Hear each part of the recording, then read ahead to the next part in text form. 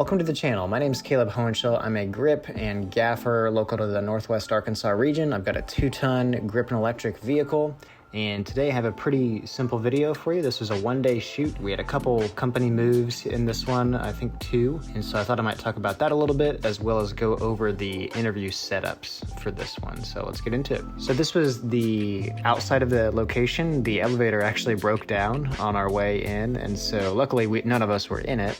So we actually had to take a hike around the building, up this little incline. The parking lot was kind of down around the corner here. And so it was a bit of a hike. Luckily we had a couple carts. We'll get into the carts in just a little bit, but I'm gonna let it roll here and we'll go back to that first clip I showed. So pausing here, we just had a Aputure Nova with its softbox on, the diff in of course, and the grid.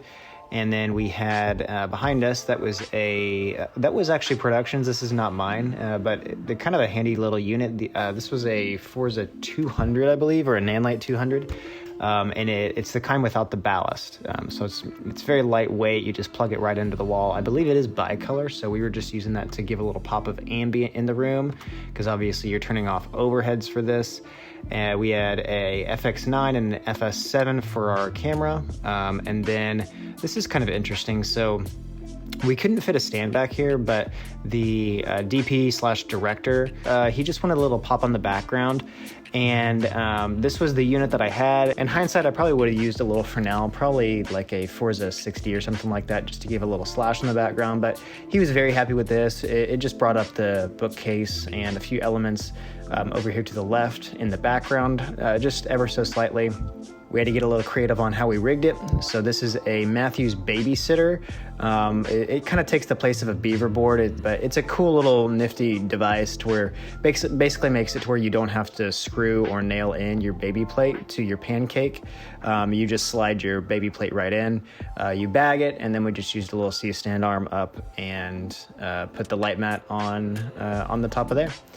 And then that's basically it. So that was it for our first location. After that, we came back down and we actually loaded everything back in the van. We threw a few more things in the van than what I typically run with, just some camera items and whatnot. And then we were off to this. So this is our second location. I'll let this play. I got a killer parking spot on this, I remember. And as you can see, this is back in like January, early February, because of the snow on the ground. So I'm gonna pause it here. I got a killer parking spot right here. This actually is a parking spot. I promise I'm not just taking up, just blocking this whole pathway. But I was able, while Sam and Chetley were off filming some B-roll stuff, I was actually able to pack the van, move to the next location, and then completely unload everything by myself. And so this is the area that I unloaded. So we got the C-stand cart stage there, a couple Rubbermaids. I just threw some combos on, not C-stands, just some baby stands. And then I was able to, once Chetley came over and Sam was still doing B-roll stuff, Chetley and I were able to set up a lot of this just ourselves and then really be able to expedite this process. So same thing over here, we have the Nova for key light. We had a Forza 720B over here, just on a roller stand, and that was for fill light. This one we were running really low. I'm talking like 2%, I believe. And then we have my trusted C-boom in the back here with a light mat on the back. And I wish I had screen grabs from this, but since I'm not the production company and they weren't using my cameras or anything like that, I do not have screen grabs of this. So I wish I had it, but I do not, unfortunately. So this is a view from the top down, obviously. We had the Dana Dolly out and just threw it on some Apple boxes.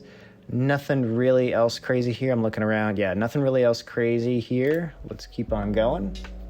And then this was our third setup. So I unfortunately did not get a video of it, but this one was a little bit more involved, as you can see. Again, Nova, same thing with that as our key light with the softbox. This was just down the hall from the last interview setup, so this one was pretty easy.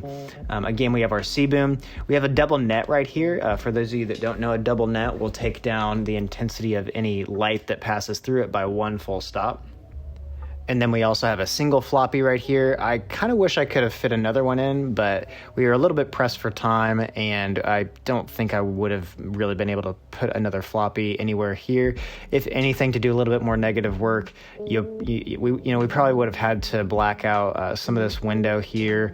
We probably would have had to find a way to turn off these lights, or black wrap them, whatever, and then duvetine this whole area here so as to stay out of the way for B camera. But it worked out pretty good. There was a little bit of contrast. And then over here on the right, above Our Lady that's flipping the hair, we had that Forza 200 again, if I'm not mistaken, and that was going through a cookie. So ideally I would have gotten this cookie a little bit farther away from the light to make those cuts a little bit sharper, but such is life. We were a little bit limited by time and a little bit limited by the frame, and I think the frame was actually the biggest hurdle here. I just couldn't get this much farther away from this light without creeping into the frame. So that is something, of course, you have to be careful of. You can try to put your stuff wherever you need to, but it ultimately obviously can't live within the frame. So that's just casting a bit of a pattern on that back wall, kind of breaking it up a little bit, as opposed to just being a white wall back there.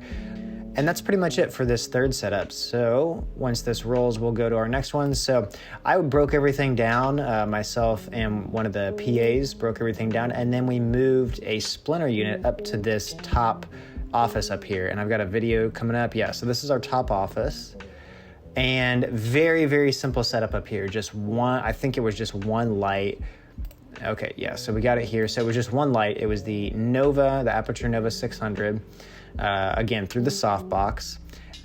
So there was a few lights on the ceiling that we actually had to just tape over, and we did that with paper tape. You generally don't want to use gaffer tape on stuff like that. And then this was down because of reflections, so that it was basically impossible. With the angle that we were shooting directly into this glass, and the room was so tight, it was basically impossible not to get any type of reflection. So the simple solution was just to bring this blind down a little bit. As you can see, it's not completely opaque. You can see through it, but it was enough to take down the reflection to not be distracting from the Nova. So that is pretty much it. Very simple setup, very great shoot with a local production company here. I love shoots like this because there's not tons and tons of pressure, you do have to move, but there's time. You can generally find time to do your work in the background without getting in anybody's way or anything like that. So thank you guys so much for watching. I am always available for hire, so hit me up if you need gear or if you need a grip or an electric to help out with your shoot. I'd be more than happy to help out.